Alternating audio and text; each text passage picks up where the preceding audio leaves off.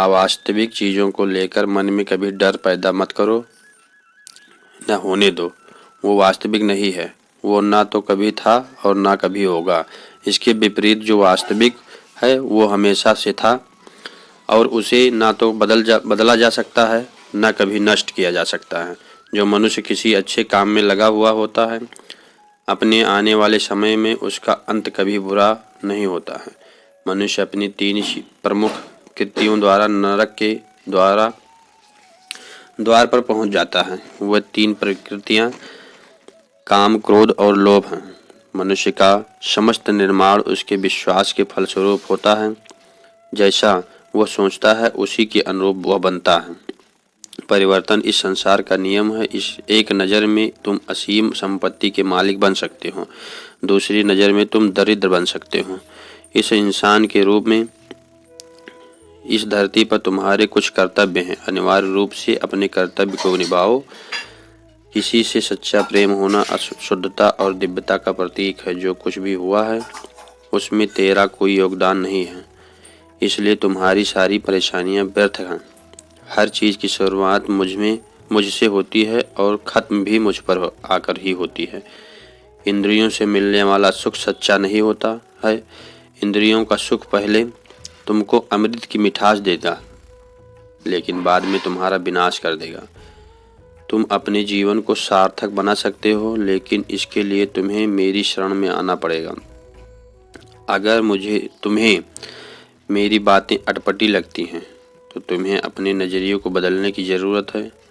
अभी तुम चीज़ों को उस तरह से नहीं देखते हो जो जिस तरह से देखा जाता है।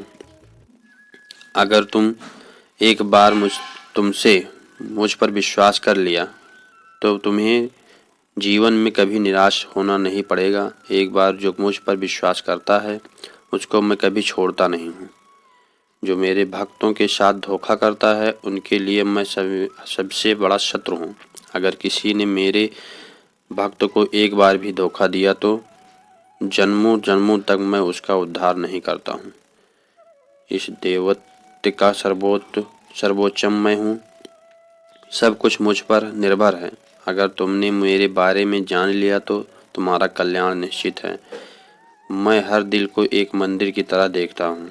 जो दिल जितना सुंदर होता है वहाँ मैं उतना ही अधिक ठहरता हूँ। भगवान श्री कृष्ण के चरण कमल इतने पवित्र हैं कि जो कोई उनकी शरण लेता है तुरंत शुद्ध हो जाता है। इस दुनिया में तुम प्रेम सभी से करो, लेकिन पूर्ण रूप से विश्वास किसी पर मत करो। अगर तुमको भरोसा करना है तो केवल कृष्ण पर करो। मन बड़ा चंचल है, इसलिए अपने मन को स्थिर रखो, उसको कभी व्यथित मत होने दो। आपने जो कुछ भी किया वो आपके एक साथ एक दाग की तरह चले जाएगा, इसलिए अपने कर्म में शुद्धि लाओ। बुरे विचार मन को दुखी और परेशान कर सकते हैं, लेकिन जब आप कृष्ण से विश्वास करते हैं तो कृष्ण स्वयं आपकी सब परेशानियां दूर करने आते हैं। मैंने अभी तक तुम्हारे शरण में आने के प्रस्ताव को स्वीकार नहीं किया है, क्योंकि तुमने अभी तक पूर्ण रूप से समर्पण नहीं किया है। जब तुम शुरुआत करोगे तो स्वाभाविक रूप से तुमको असफलता मिल सकती है। कई बार तुमको गिरने भी पड़ेंगे, लेकिन इसका मतलब यह नहीं होना चाहिए कि तुम उस काम को छोड़कर। एक समय आएगा जब तुम परिपूर्ण हो जाओगे और तुम्हारे सभी काम सफल हो जाएंगे। इस काम में मैं हमेशा तुम्हारे साथ खड़ा रहूँगा। मैं तुम्हारे हर छोटे बड़े कर्म में साथ दूंगा। तुम्हारा जो दिल करे उसको करो, लेकिन नम्रता और सरलता के साथ करना, अहंकार के साथ नहीं। पवित्रता मन के अनुशासन है। मन चंचलता में भटकता रहता है, यह तुम्हारी एक नहीं सुनेगा। हर बार जब मन गलत व्यवहार करता है तो मन को अपनी बुद्धि से मध्य स्थिति में लेकर जाओ। भगवत गीता हिंदू धर्म का सबसे महान ग्रंथ है। गीता ज्ञान, अदृष्टि और प्रतिभा से ओतप्रोत है। वो काम जिसकी शुरुआत किसी अच्छे उद्देश्य के लिए की गई हो, उसका अंत कभी बुरा नहीं होता। इंद्रियां शरीर से ऊंची हैं। इन इंद्रियों से ऊंचा है बुद्धि मन। मन से भी ऊपर है बुद्धि के ऊपर आत्मा, जो कि सर्वोच्चतम है। जो मनुष्य आत्मा को जान लेता है वो सब कुछ जान लेता है। जिस प्रकार आग एक लकड़ी को जलाकर राख कर देती है, उसी प्रकार आत्मा ज्ञान आपके अंदर जलने वाले सभी दैत्य कार्यों को भस्म कर आपको आंतरिक शांति प्रदान करता है। जो मनुष्य शुद्ध हृदय से भक्ति अर्पित करता है, मैं उसको खुशी खुशी स्वीकार कर लेता हूँ। जो व्यक्ति नफरत के बदले प्यार लौटाता है वो सबसे बड़ा बहादुर और साहसी होता है। एक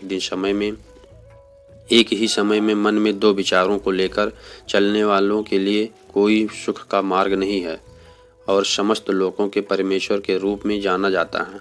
वह मनुष्य के बीच रहकर भी सब पापों से मुक्त हो जाता है। भगवान श्री कृष्ण प्रेम के अपार अवतार हैं जो सर्वश्रेष्ठ हैं। मैं तुम्हारे 100 अपशब्द सुनने के लिए तैयार हूँ, लेकिन अगर तुमने मेरे मासूम भक्तों के साथ खिलवाड़ किया तो तुमको कभी माफ़ नहीं करूँगा। आप केवल कृष्ण पर भरोसा कर लो। अंत में कृष्ण निश्चित रूप से सब कुछ हल कर देंगे, इस तरह जैसे आपके कल्याण भी नहीं होगी, कल्पना भी नहीं की गई होगी। बिना किसी वजह कृष्ण के बारे में सोचो, आपका हृदय स्वाभाविक रूप से शांत हो जाएगा। कृष्ण की सेवा करने के अलावा आपको ब्रह्मांड में कभी खुशी और प्यार देना चाहिए। अपनी माँ की सेवा कीजिए और परमेश्वर के प्रेम की प्रतिमूर्ति है। किसी से सच्चा प्रेम होना शुद्धता और दिव्यता का प्रतीक है।